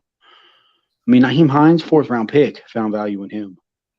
Yeah, but he So- traded, and Deion Jackson basically got his snaps taken by a guy that we got off of a trade. True. But I'm just saying, like, you can find value anywhere in the draft. Yeah, but is that So- value going to give you the chance to take it the distance every time? We got to stop forgetting that every time a team gets to the Super Bowl, what do teams start saying? What do people start saying? Can you run the ball? Can you run the ball? That's what every analyst, every NFL person, every writer, it always comes down to: can this team run the ball? Can this team run the Sure. ball? You can have This a team- running identity, but you don't have to have a stud back to do it. Look at Yes, San Yeah, Francisco not if before it- they not if traded. you're- Look not at if San you're Francisco Kansas- before they traded for McCaffrey. They found Not if you're dudes in the Kansas 6th City round. last week and you They ran But for they found used, 29 Debo. yards. but they used Debo Samuel out of the slot. Like, Right. We're Kansas not City gonna has do that. Pacheco. He's a 7th round pick. There's no reason dude's a to invest monster. heavy in a running that back. dude's And a he ran for monster. 29 yards last week. But here's the thing. Here's the It was thing. still a too. threat. You're talking about all these teams that have running backs that aren't top running backs like JT. JT was a 3rd round pick. Second. 2nd round pick. Second. We traded up for him. That's right. 2nd round pick. He was a 2nd round pick. He wasn't a 1st round pick, but we have him. It's not like we need to go chase a Pacheco, who was a 7th round pick, turns out to be a stud because of schematics. True. Yeah. We don't need to go pursue a have- guy like Debo Samuel, who's working because of schematics. I We just don't have believe in- JT. we need to fix things to get him in a playoff situation where it's not like, hey, can he have value here? It's no, this guy can win us the fucking game. Yes. How He's a many home games run did hitter. JT win us? Well, the New England game for mean, sure. Not even Um, just a home run hitter. He's averaging almost 5 yards a carry. Right. So He did- He he was won- averaging 5 yards a carry this season, and he Right. didn't get the ball enough. I don't question the production. I question the long-term production for a big-ass deal because I'm a believer in you don't pay running backs. hey, that's perfectly fine. He's Like 22 years old. like I If said- somebody like come I- offering 1st-round picks, then hey, Yeah. let's do it. Facts. But if it's Like I- if it's just 3rd, 5th, Right. 7th, Yep. no. I wouldn't take anything other than first and 2nd round picks. But like I said 2 weeks ago, and I remember saying this because I just listened to the show from 2 weeks ago, Zach doesn't like to pay anybody. That's fair. He does I not. don't. If I can get everybody on a rookie deal, I'm all for it. Running backs, linebackers. He don't Running like to back pay them. exclusive. So far, There's- that's the conversation. You don't need it. You Zach don't wants us need to be pay the running Jets. back and linebackers. Zach You wants us don't. to be the Jets. Yeah, Zach was I want- Everybody on rookie deals. I pay for corners. I pay receivers. I pay O linemen. I play quarterbacks. Everyone else, rookie deals. That's it. linebackers are just as important as corners, so they But, need to be paid dude, too. Philly don't pay no linebackers, and they got to the Super Bowl. I can't even name the highest paid linebacker on that squad. They don't pay linebackers. I mean, they haven't had any good linebackers. And that's They about to pay- be about to be their problem tomorrow when Travis Yeah. Kelce is eating up They them pay DNs. If Like you they pay remember, D hold on, line. hold on. If you remember in the beginning, I said Philly has the better secondary. They have Right. the better front line. They have Right. the better offensive line, the better running Yes. backs, the better wide receivers. I never said they had the better linebackers. No, right. Both But I'm teams- just both saying, teams' linebackers are garbage.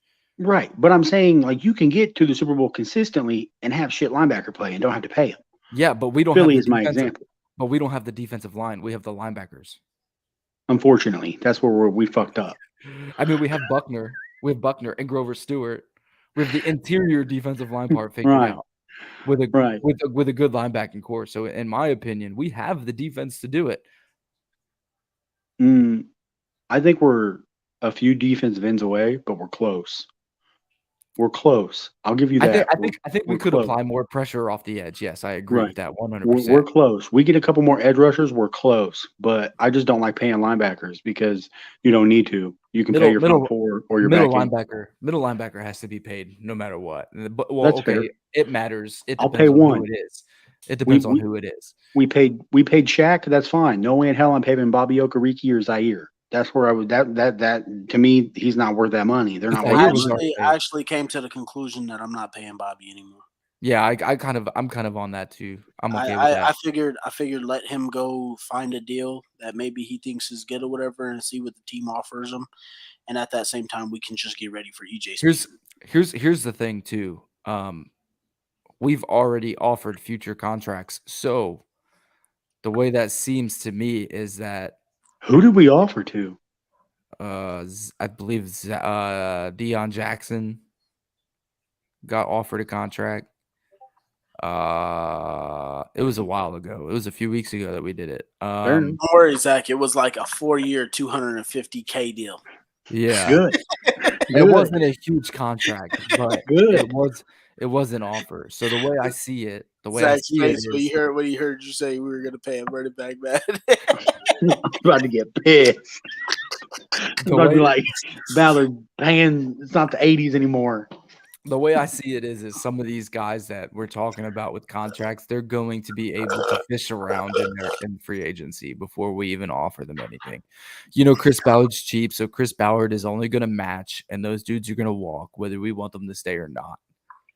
Again, if he literally only pays corner, a top safety, a solid 8-man front on the defense, I don't so think you you pay. can pay any safety. Oh, I do. Good safeties make all the difference in the world. No, I mean like we have what was our guy? Roddy McLeod, right? Right. That He's boy gonna needs retire. to stay. That'd be But the he's guy. thinking about That'd be the retiring. guy that could. Yeah, he's considering retiring, but it's like, who outside of that, who are you really going to pay? Julian Blackman hasn't been able to stay healthy. Right. You don't have to pay anybody. Hold on. And- Julian and- Blackman only had one injured year. Right. Yeah, He's been like, solid not though. in the lineup this year from health issues. But that was it, just one season. You can't tell me that he has health issues when he had one health issue. One does not make it issues. He had Yeah, one I health mean, issue. He came in on a knee injury though and played And that he year healthy. came in, played earlier than what was expected, and he dominated that season. And then he tore his Achilles. So Matt, are you telling me you're going to pay him though? We don't need to worry about that right now. He's Yeah, on a we don't have to rookie worry about it contract right for now. He's another on a couple rookie deal. years. But But that's I'm what I'm talking saying. like- That's why I'm like outside of. He still has 2 years. He still we has have 2 no years other to even safety. be in that discussion. We got that Cross kid that they drafted that we were all in love with that didn't do shit on the season who could Well, that's probably 'cause he step in He probably wasn't step playing. in for McLeod. Who? Rodney, Cross. Nick Cross. Nick Cross. Yeah, but Yeah. he wasn't playing. What because about Rodney Thomas? That dude was Well, he's playing your pretty starting no, free no, I safety. knew, That yeah, dude's a he's starting stud. free safety. Yeah, he's playing. Yeah, but you don't He's have to got pay most, him. most interceptions for a rookie in the Colts history since 2004. So I'm talking about guys that you're paying right now on front, other than defensive end, and we've overinvested in linebacker. You don't have to pay anybody. I think yeah, when but he- we didn't you go out and get corner. overinvest in linebacker though. Yeah, Zaire Mhm. Franklin, I wouldn't have re-signed him, but they re-signed him for He's on like $18 a million. He's like on a 3-year, like $8 Bro, million deal. If it's not a rookie deal, I don't want it. that like, basically is a rookie deal. I mean, that's like if it's not like a rookie deal, like 4 years, 9 million, 200 million guaranteed, get the fuck that's out. basically what he Zach. has. That's Zach. basically what Franklin is on. Hold on, Zach. You don't realize that 3-year, $8 million deal is a rookie 3rd-round pick. That's a basically. Is that what it is? 18 million. 18 million. 18. No, it's something. It's small, bro. I'm telling. I It's think small. he makes like $6 million a It's a year. 3-year, like $8 million. If it's 3 years, 8 million, that's fine. I thought it was 18 million. That's why I said you overpaid for Zaire Franklin. Even because we got- a 3-year, Yeah, it's $18 like- million It's like deal as $6 well. million. It's like $6 million a year. It's something small. And if you think about Fair what enough. he just did, breaking the all-time tackle record in Colts history, like how can we sit here and say that he didn't put up the production? You said you want production. He's He putting it did. out. He did. Yeah. And if that's the So case, you're getting him for cheap. You're getting him for Exactly. cheap. So we can't be Right. upset about paying a linebacker. That's why I said, we let Bobby go find his deal, and then we let EJ I am Speed because on your we're- rookie deal that you love, let him play. Right. I am because we invested so heavily in Shaq, and I feel like his loss this year because how well Zaire played wasn't felt. But in typical years, in my opinion, like had Shaq stayed healthy, to me, there's no reason to pay a guy like Zaire that kind of money. Yeah, but see, that's hindsight. Right.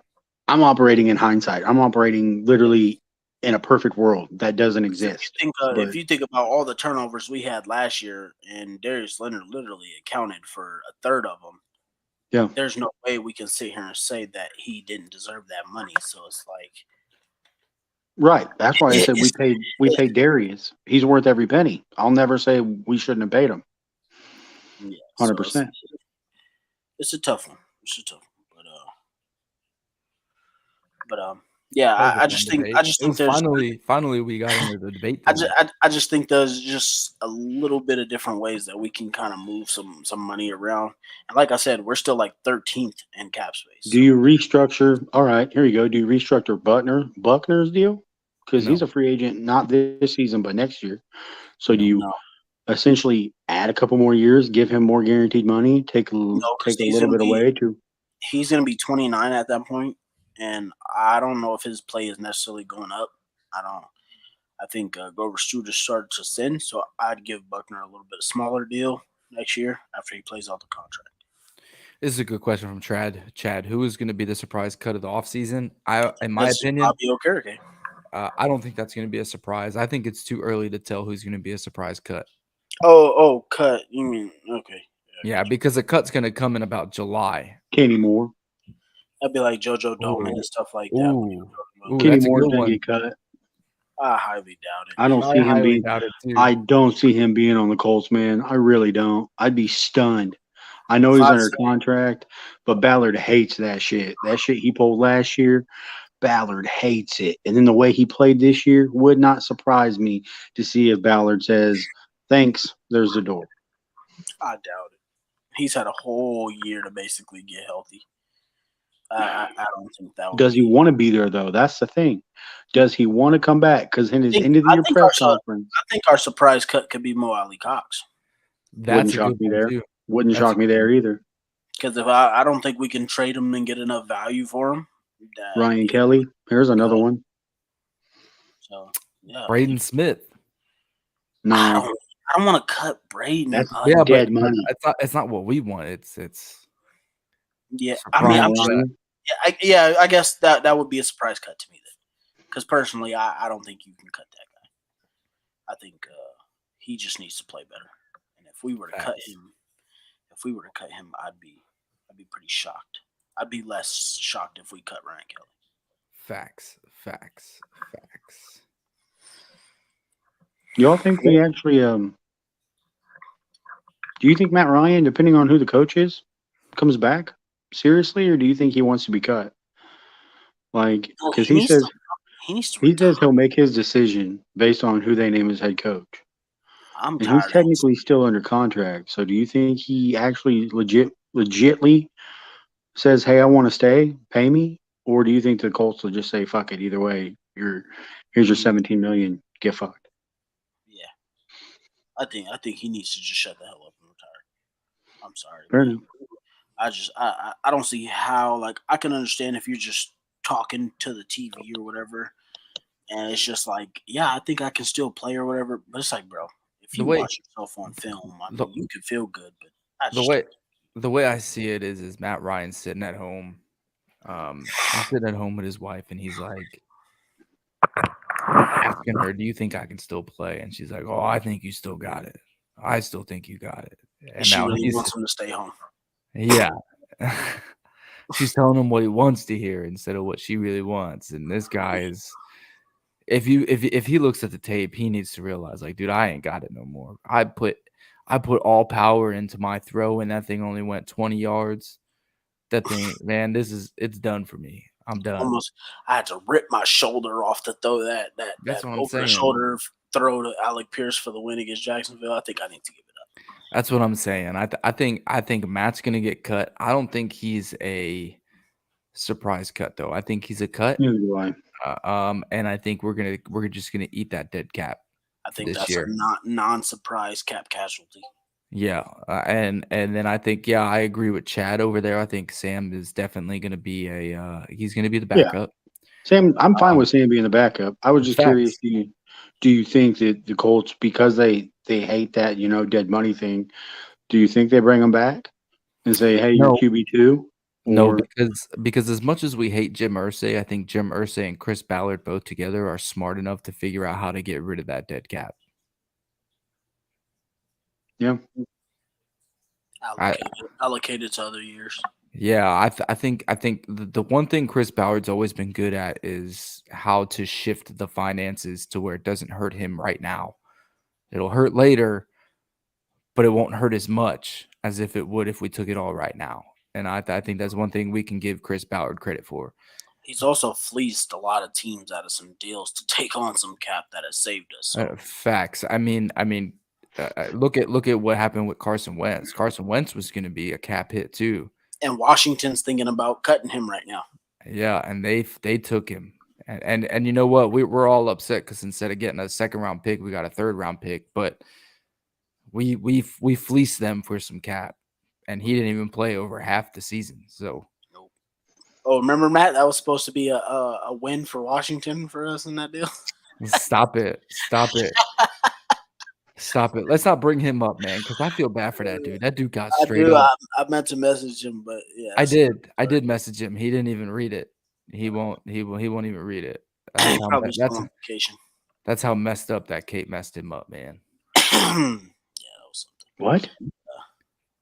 Yeah, it was as some drama with some other group. Yeah, private conversation. But yeah. But yeah, I just thought that was funny because that was supposed to be a L for us, but that went another way. But yeah, I mean, I think we can get it pretty figured out. I think Matt Ryan definitely needs to retire. Possibly trade Mo, or see where we go from there, and then see which way we go with Braden Smith and Ryan Kelly. I don't think Braden Smith gets cut. He's fresh off that new deal. Not at all. Yeah, I think we need to, put a boot to him. Ryan Kelly definitely could get cut. Now here's the thought: what if we move Braden Smith back to right guard and we draft Wouldn't be mad at it. Tackle? Wouldn't be mad at it at all. I wouldn't be mad either, but that would then put a really, really, really high emphasis on right tackle. And we would have to trade back into the first round and find us a right tackle for a rookie quarterback. I don't think so. A lot of I don't hold on. I think right tackle is important. I got it, but right tackle is not as important as the left tackle. It's not a blindside situation. You can find one in the draft in later rounds, or Yeah, you're really good. you can sign a crusty ass vet like Gosner Trillius essentially, See, and play him at right tackle. that's exactly why I don't like it, because it was like the games where Braden Smith did play bad. Right tackle has come close to as important as left But tackle. hold on. Pass rushers It depends on who you have at quarterback. If you have a right tackle who has a bad game and you have a quarterback like Matt Ryan who has to step up into the pocket to make his throws, yeah, it's going to be shitty. But if you have a quarterback who's young and mobile and can get out of that situation, it's not going to be as bad until that right tackle develops. I mean, that's a good point, but I'd put emphasis on right tackle. Maybe not trade up then, but I'd put some major emphasis on getting a veteran. One way or another, I'd want that right tackle solidified for a rookie. I just want him as beat up as least as possible in his rookie season. That's fair. That's fair. Well, hopefully the Colts go sign Chris Reed. Play him at right guard. Bro, I miss that man. Or Me even too, Glow. man. And I hated Glow. I don't know if y'all remember. I mean, hey, hopefully he hated Kirk Cousins enough to want to get out of there. Did he sign a multi-year deal with Minnesota? No. What was it him or did he go to New York? Glowinski went to New York. Chris Reed went to Minnesota. Yeah, I want to say he was a 1-year deal. I think I'm not sure. Glowinski signed like a 2-year deal in New York. He's there forever. Yeah. Glowinski. I want to say Chris Reed was a 1-year deal. Yeah, I think it was 1 year, $4 million or something like that. That's why I was so pissed about. That's why I was so pissed about us giving Nick Foles that money. I'll definitely take Chris Reed back in a heartbeat. There's a fucker who's gonna get cut. Nick Foles. Oh yeah, that dude's gone. That dude's garbage. That's already off the cap. He should have started playing when he was under Frank Reich. Frank Reich knew how to use him. Fuck. He should have never even came to Indy. Bro, that dude looked worse than Matt Ryan. That was terrible. Dude almost died.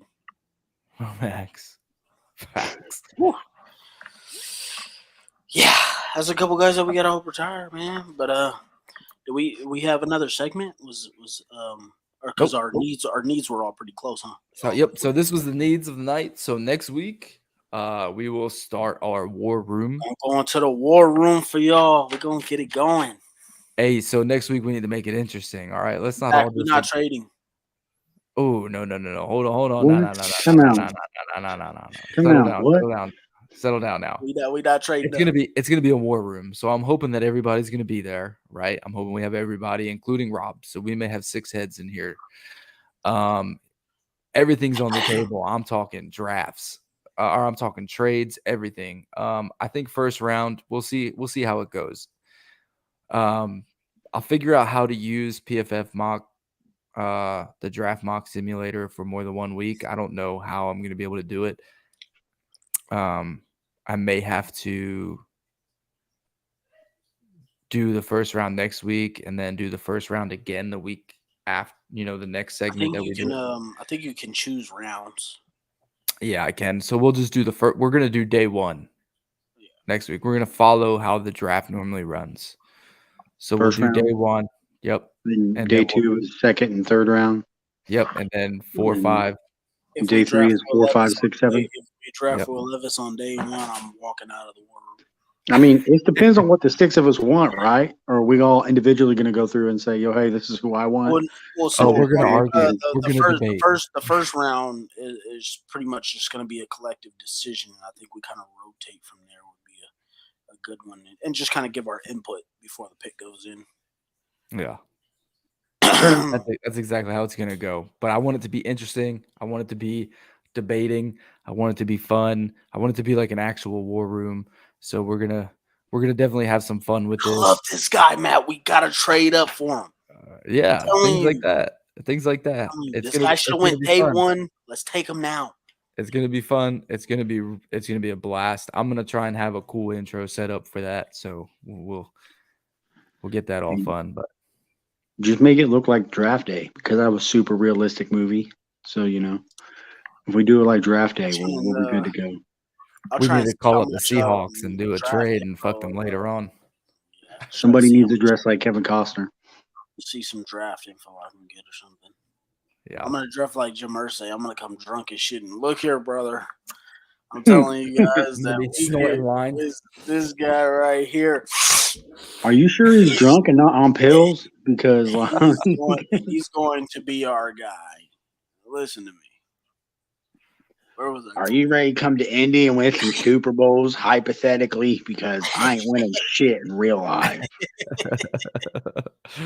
But all right, everybody, we appreciate y'all coming out. Make sure to come out next week so that we can have y'all's input on this draft room. It's going to be real fun. It's going to be a blast. Next week will be day one of the draft. And then the week after that, we're not going to continue the segment. What we're going to do is we're going to do a blast from the past. So make sure everybody comes in with their favorite Colts historic moments. Most of us probably have the Marlon Jackson interception, but we'll talk about a lot of favorite Colts moments in history. So make sure to do that. And then the next week after that, we're going to go ahead and hit back up into that segment. At that same time, we're going to hit day 2, but we're also going to hit the combine. The combine is early this year. If people don't realize, I believe it starts on the 2nd and it goes through the 5th. So be prepared to talk about some good players. It's going to be fun, guys. All of it's going to be fun. Please, all of my YouTube people, like, subscribe, follow the page on YouTube. We appreciate you.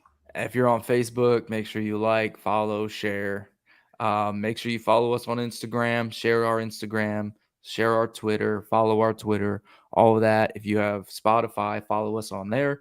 And same thing as Apple Music. If you don't use Spotify, but you use Apple Music or Apple Podcasts, we are on Apple Podcasts.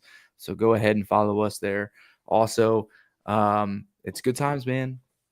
Make sure you get all your friends out here. Chad, you're always in here. Dan, you're always in here. Everybody's always in here. Make sure you bring some more people. Let's all have some fun, guys. Appreciate y'all. And as always, it's go Colts. But tomorrow, go Eagles. Go Chiefs. Go Birds. Filthy Philly, baby. It's a Philly thing. He is going to drop the throw. Fires deep along the right sideline for Alec Pierce. He's got it! Touchdown! Touchdown! Alec Pierce spikes it into the end zone. Touchdown! INDY! A 32-yard grab over the shoulder snag.